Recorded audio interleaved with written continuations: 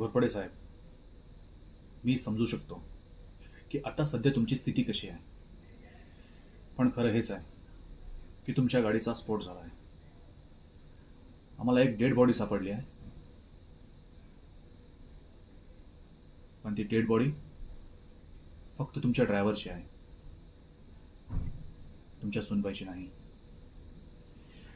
प्रथमदर्शनी आम्हाला असं वाटतंय की तुमची सुनबाई डिझेलच्या टाकीच्या जवळपास कुठे बसलेली असावी आणि ज्यावेळी स्फोट झाला तर कदाचित उडून ती लांब पडली असेल.